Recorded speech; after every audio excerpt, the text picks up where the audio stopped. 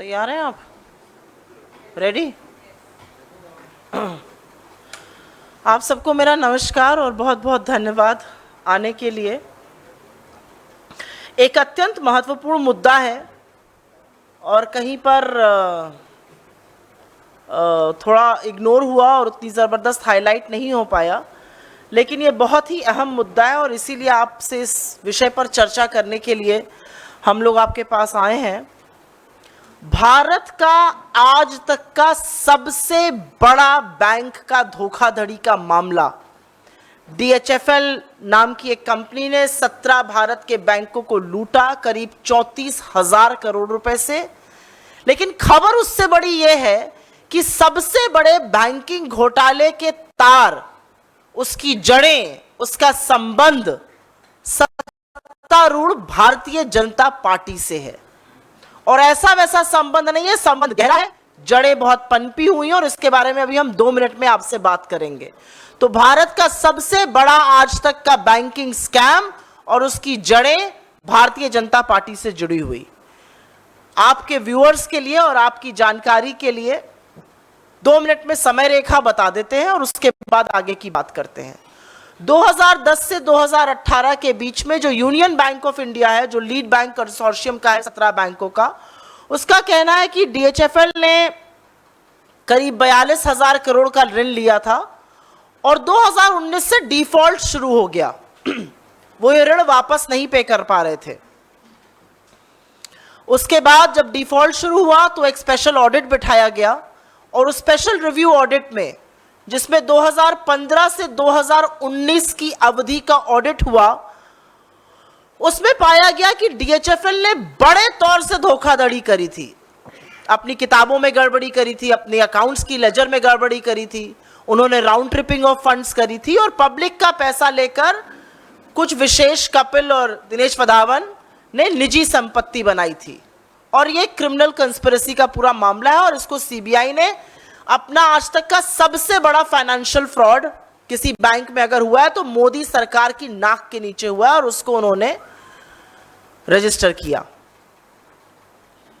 लेकिन इसमें बड़ी खबर यह है कि मार्च 2021 में CBI ने प्रधानमंत्री आवास योजना, जो बड़े जोर शोर से 2015 में लॉन्च करी गई थी, उसमें भी DHFL और उनके प्रमोटर्स को आरोपी करार देते हुए केस दर्ज किया था। एक फिक्टिशियस बांद्रा ब्रांच के नाम से, सिर्फ ऑन पेपर बांद्रा ब्रांच के नाम से एक बैंक खोला गया, जिसमें करीब 2,60,000 ऋण के खाते खोले गए और उससे इस कंपनी ने पैसा कमाया और पैसा इंटरेस्ट सबवेंशन से भी कमाया गया। लेकिन बड़ी खबर यह है कि यह घोटाला प्राइम मिनिस्टर आवास योजना के ऑडिट में सामने नहीं आया। ये एक्चुअली यस बैंक का जब फोरेंसिक ऑडिट होने लगा तब सामने आया। 2015 से 2018 तक एक कंपनी लूटती रही भारत सरकार को, एक कंपनी लूटती रही जनता के पैसे को। वो PM आवास योजना के ऑडिट में सामने नहीं आया, वो यस बैंक में सामने आया। लेकिन अब सबसे बड़ी सनसनीखेज खबर इस पूरे मामले में और वो है उन जड़ों की बातें, उन तारों की बातें जो हमने पहले कही थी। एक संदिग्ध कंपनी है, एक कंपनी है जिसके खिलाफ केस चल रहा है, एक कंपनी है जिसने भारत का सबसे बड़ा धोखाधड़ी का बैंक फ्रॉड किया है। लेकिन सत्तारूढ़ भारतीय जनता पार्टी उस कंपनी से लगातार डोनेशन ले रही है, लगातार डोनेशन ले रही है और उसके दस्तावेज हम आपको देंगे, उसके डिटेल्स हम आपको दिए दे रहे हैं। करीब 28 करोड़ रुपए का डोनेशन भारतीय जनता पार्टी ने DHFL से, उसके प्रमोटर्स से, उसकी संबंधित कंपनियों से लगातार लिया है। RKW डेवलपर्स, जो कि DHFL के मालिकों के स्वामित्व की ही एक कंपनी है, उससे 10 करोड़ रुपए लिया। फिर वधावन ग्लोबल कैपिटल लिमिटेड से 10 करोड़ रुपए लिया। फिर वधावन परिवार के नियंत्रण वाले दर्शन डेवलपर्स से 7.5 करोड़ रुपए लिया। तो करीब 28 करोड़ रुपए भारतीय जनता पार्टी ने ऐसी कंपनी से लिए जिसने भारत के बैंकों के खिलाफ धोखाधड़ी का मामला किया, आम जनता के पैसे को लूटा। तो स्वाभाविक है, यह सवाल जरूर उठता है कि क्या यह जानबूझकर किया गया, क्या यह क्विड प्रो क्यो था। उनको आपने लाइसेंस दिया, आप धोखाधड़ी करते जाइए और हमें पैसा देते जाइए, क्योंकि किसी भी तौर से इतना बड़ा बैंक फ्रॉड देश में होता है 34,000 करोड़ का, और वो कंपनी भाजपा की डोनर कंपनी है, वो भाजपा को लगातार पैसे दे रही है पिछले 7-8 साल से। ये बात थोड़ी हजम होने में मुश्किल है। इसीलिए हमारे कुछ ज्वलंत प्रश्न हैं जिनको हम आपके माध्यम से इस सोती हुई सरकार के सामने, रेगुलेटर्स के सामने जरूर उठाना चाहते हैं। आखिर ऐसी क्या मजबूरी थी? भाजपा ने इन बैंक धोखेबाजों से लगातार 28 करोड़ रुपए जैसी मोटी राशि डोनेशन में क्यों ली? यह पहला सवाल है। क्या यह एक राशि रिश्वत थी इन लोगों को धोखाधड़ी उन्मुक्त करने देने के लिए? यह दूसरा सवाल है। यह स्पष्ट है कि प्राइम मिनिस्टर आवास योजना में मात्र एक कंपनी ने 14,000 करोड़ का चूना लगाया, 1,800 करोड़ की इंटरेस्ट सब्सिडी ली, 2,60,000 फर्जी होम लोन अकाउंट बना दिए। अगर प्राइम मिनिस्टर आवास योजना में एक कंपनी अकेले ऐसा कर रही है, तो क्या प्राइम मिनिस्टर आवास योजना का ऑडिट हुआ कि ऐसी कोई अन्य कंपनियां इस तरह की जालसाजी ना कर रही हो? और अगर ऑडिट हुआ है तो उसके दस्तावेज, उसका रिजल्ट सामने आना चाहिए। और एक बहुत बड़ा इससे जुड़ा हुआ प्रश्न यह है कि DHFL का प्राइम मिनिस्टर आवास योजना का जो स्कैम है वो यस बैंक के फॉरेंसिक ऑडिट के दौरान सामने आया।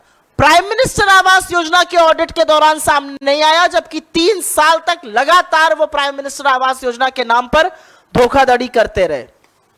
तो सवाल ये जरूर होगा कि प्राइम मिनिस्टर आवास योजना का ऑडिट क्यों नहीं हुआ, उसके द्वारा पता क्यों नहीं चला। जो FIR रजिस्टर करी है CBI ने, उसमें क्लियरली कहा गया है कि DHFL ने मात्र कागज पर एक बांद्रा ब्रांच के नाम से शाखा खोली। तो सवाल यह भी उठता है कि banking regulator RBI, market regulator SEBI, housing regulator NHB, national housing board, ये सारी एजेंसियां क्या कर रही थी? इनकी भूमिका पर सवाल जरूर उठता है। क्या न्यू इंडिया में एजेंसियां बिल्कुल अनजान बनी रहेंगी, अनभिज्ञ रहेंगी? और 2 अंत में सवाल हैं जो आपके सामने बोलने जरूरी है। बैंक धोखाधड़ी को नियंत्रित करने के लिए सरकार क्या कर रही है? यह सच है कि NPA के खिलाफ एक बड़ी मुहिम UPA सरकार ने चलाई थी, तत्कालीन RBI गवर्नर रघुराम राजन ने चलाई थी। क्रोनी कैपिटलिस्ट के चलते उनको उनके पद से हटने के लिए मजबूर करना पड़ा। आपने बैंक ऋण को नियंत्रण करने के लिए, दोषियों को सजा देने के लिए क्या मुहिम चलाई है? आपकी नाक के नीचे हिंदुस्तान के सबसे बड़े बैंक फ्रॉड हो रहे हैं, चाहे वो ABG शिपयार्ड हो 20,000 करोड़ से ऊपर, चाहे वो DHFL हो जो आज 34,000 करोड़ के फ्रॉड की हम बात कर रहे हैं, चाहे वो नीरव मोदी हो, मेहुल चोकसी हो, विजय माल्या हो, जो बड़ा बड़ा चूना लगाकर इस देश को आपकी नाक के नीचे, आपकी संस्थाओं को गोली देकर इस देश से चले गए। उनके बारे में आपका क्या एक्शन है, क्या क्रियान्वयन है? और अंत में, क्योंकि यह पब्लिक डोमेन में, मुझे कहने में कोई संकोच नहीं है कि SBI जो बैंक है, स्टेट बैंक ऑफ इंडिया, उसने तत्कालीन रिलायंस कम्युनिकेशन जो अनिल अंबानी जी के अधीन कंपनी थी, उसके खिलाफ धोखाधड़ी की शिकायत करी है। आज तक CBI ने इस पर FIR दर्ज करके केस संज्ञान में क्यों नहीं लिया है? क्योंकि एक दूसरा फ्रॉड बन रहा है। तो सवाल बहुत ज्यादा है, लेकिन सबसे महत्वपूर्ण और सबसे ज्वलंत सवाल यही है कि भाजपा ने एक ऐसी संदिग्ध कंपनी से, जिसने हिंदुस्तान के आवाम के खिलाफ, हिंदुस्तान के बैंकों में 34,000 करोड़ रुपए का फ्रॉड किया, मोदी सरकार के तत्वाधान में उनकी नाक के नीचे, उससे इतनी मोटी रकम डोनेशन की क्यों ली गई? और क्या यह रिश्वत है उनको इस तरह का फ्रॉड करने देने की? I will very briefly make a statement in English on this. It's a very important issue because it clearly shows that the BJP has links to India's largest banking fraud ever. And I'm not saying this, the numbers and the data tells us that story. DHFL is alleged to have committed a banking fraud of nearly 34,000 crore rupees. But the worrying thing is that the BJP has links and deep-rooted links to this fraud. I will briefly tell you the timeline of the fraud. 2010 to 2018, according to the Union Bank of India, the lead bank in the consortium, DHFL took loans worth 42,000 crore rupees. It started defaulting on payments in 2019, upon which there was a forensic special review audit that happened by KPMG. Between 2015 and 2019, it threw up that DHFL had cooked its books, it had round-tripped funds, it had diverted funds, it had used public money to create wealth and to create assets for Kapil and Dinesh Madhavan. But the shocking thing is that in March 2021, CBI booked the Madhavans for a scam in the Prime Minister Awas Yojana, where 2.6 lakh fake home loan accounts amounting to 14,000 crore rupees were created in a fictitious Bandra bank that only existed on paper. And it is not just the 14,000 crore fraud, the Madhavans actually got 1,800 crore rupees in interest subsidy from the government of India on account of these fake loans. But what is a bigger shock is that the Prime Minister Awas Yojana's audit did not throw up these details. This actually came up in the forensic audit of Yes Bank. But here's the absolute shocker. Here's the absolute clincher, if I may. DHFL is an accused company for committing India's largest fraud ever, banking fraud. But that hasn't stopped the Bharatiya Janata Party from accepting huge sums of money from this company, its promoters, associated companies as donation. Nearly 28 crore rupees in the last 7 to 8 years. 10 crore rupees were given by RKW developers, owned by the promoters of DHFL, 10 crores from Madhavan Global Capital, 7.5 crore, 7.5 crore from Darshan developers, again controlled by the Madhavan family. So the raising questions of the day, and the first and foremost question is, why did the BJP take money from a tainted company accused of committing India's largest banking fraud? 28 crore rupees is money that all matters to you. Will you take it from any source? Will you take it from anti-national people? Will you take it from banking fraudsters? Because that's what you're doing. I mean, these are people duping public sector banks and you're willing to take donations from them. The second important point is that the Prime Minister Awas Yojana was scammed by one company, the DHFL. But who knows, there may be many more companies doing this. Has there been an audit done of the Prime Minister Awas Yojana? And if yes, we would like to know the details. Because quite frankly, the scam done by DHFL did not come to light by the audit of the Prime Minister Awas Yojana. It actually came to light during the forensic audit of Yes Bank's accounts. The FIR clearly says that DHFL created a fictitious bank on paper by the name of Bandra branch. What were regulators like RBI, SEBI, NHB, the National Housing Board doing? Why were they caught napping?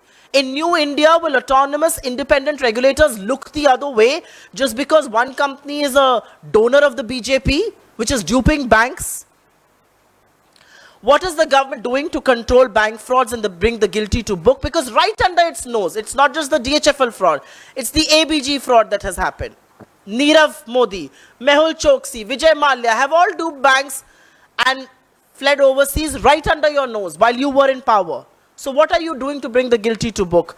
And last but not the least, I want to raise an important point here. SBI has registered a complaint against, and this was done in March 2021, over a year back, against Anil Ambani controlled Reliance Communication. Why is the CBI not registering an FIR and taking up that case? Because this is an important matter. This is public money. This hurts the government exchequer. And more than anything else, India's largest banking fraud has links to the BJP. And there seems to be absolutely no questions raised by large sections of the media, no questions raised by our regulators, and these guys continue to be donors. Why should I not ask the question, was this money paid quid pro quo to carry on what they did, to dupe India's lenders? Happy to take your questions. Pehle suo moto.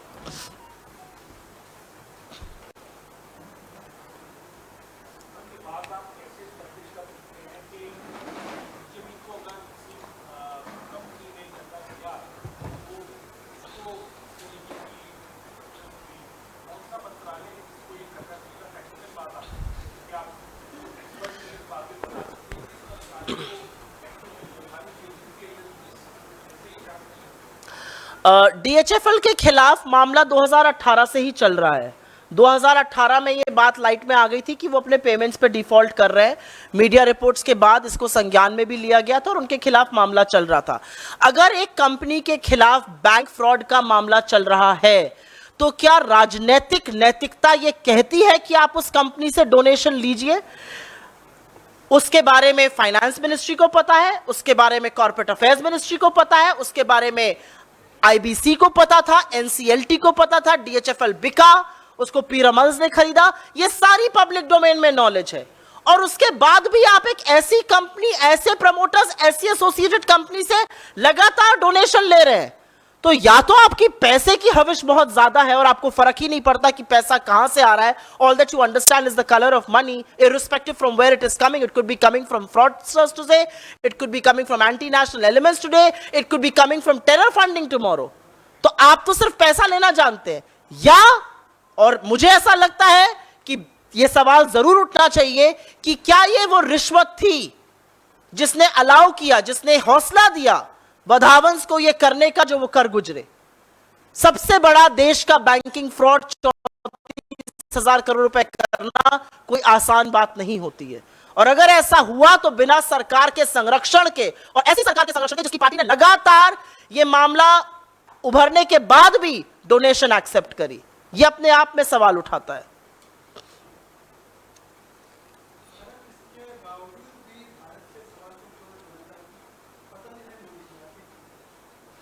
मुझे नहीं लगता भारत की 1.25 करोड़ जनता की पसंद है मोदी जी। चाहे वो CAA हो, चाहे वो फार्मर प्रोटेस्ट हो, चाहे वो नौजवानों का अभी का आंदोलन हो जो तथाकथित अग्निपथ पे लोगों ने सड़कों पे उतर के किया। मुझे नहीं लगता कि ये एक चिट दे देना या ये बैठकर कह देना कि उनकी पसंद है, नहीं, ये पसंद की बात नहीं होती है। एक फ्रॉड है और फ्रॉड के बारे में सवाल उठने चाहिए और इंडिपेंडेंट और रिस्पॉन्सिबल मीडिया से हम चाहते हैं कि ये बातें डिस्कशन में आए। हम चाहते हैं ये नैरेटिव बने। ये सवाल उठने इसलिए जरूरी है क्योंकि ये किसी के घर का पैसा नहीं है जो बैंक फ्रॉड 34,000 करोड़ का हुआ है। ये भारत की जनता का पैसा है और भारत की जनता के पैसे के साथ खिलवाड़ करना किसी को भी इस बात की अनुमति नहीं है। और सरकार की नाक के नीचे इतना बड़ा फ्रॉड हुआ और उस कंपनी से सरकार लगातार डोनेशन देती रही। मुझे लगता है कि आज राजनीतिक नैतिकता पर बहुत सवाल भी उठेंगे और आज सवाल शायद बहुत सारे फाइनेंशियल इरेगुलरिटी पर भी उठेंगे। तो ये कह देना कि उनकी पसंद है, मुझे लगता है मामले को you dwarfing the issue that's being raised. जी,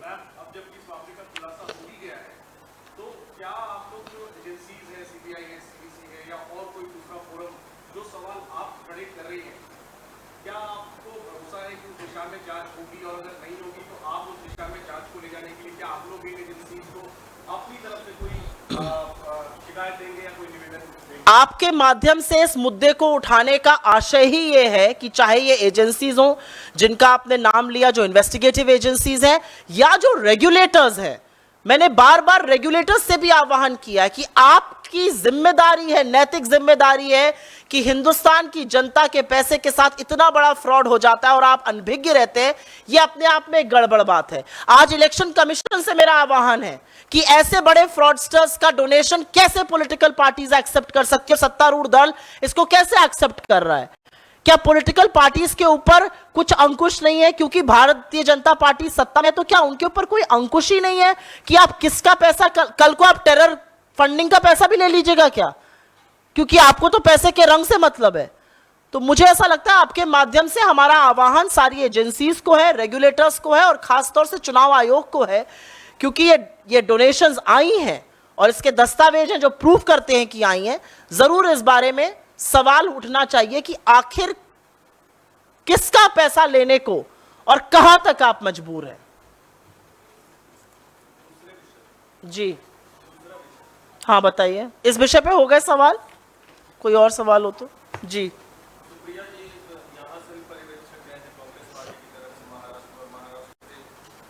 मैं महाराष्ट्र पे सवाल नहीं लूंगी, आपसे क्षमा चाहती हूँ।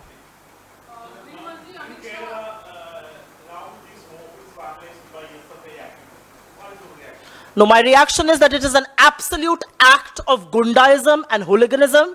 It tells you that there is complete breakdown of law and order in Kerala.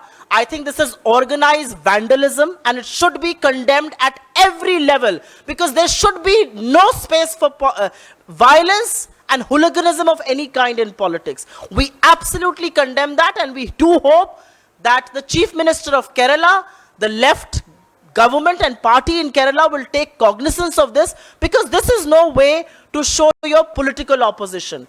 If you have the wherewithal, if you have the guts, if you have the moral courage, engage with us politically.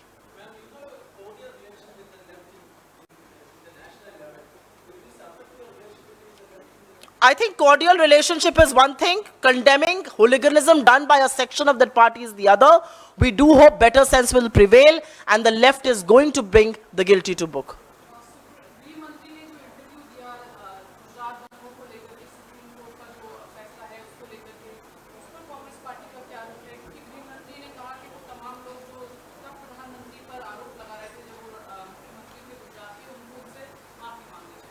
मुझे ऐसा लगता है कि गृह मंत्री को publicity मंत्री बनना चाहिए पहले तो, और इस तरह की बयानबाजी, इस तरह का दौड़ दौड़ कर इंटरव्यू देना इस देश के गृह मंत्री को शोभा नहीं देता है। दुख होता है यह देखकर कि जिस चेयर पर, जिस कुर्सी को, जिस पद पर कभी लौह पुरुष सरदार वल्लभ भाई पटेल थे, आज अमित शाह जी हैं। और इसलिए दुख होता है क्योंकि सुप्रीम कोर्ट के जजमेंट्स को पॉलिटिसाइज करना, उनके जजमेंट से पॉलिटिकल माइलेज और गलत पॉलिटिकल माइलेज निकालना किसी के लिए भी गलत काम है। सुप्रीम कोर्ट ने गुजरात के गवर्नमेंट को, गुजरात के चीफ मिनिस्टर को कोई भी क्लीन चिट नहीं दी है।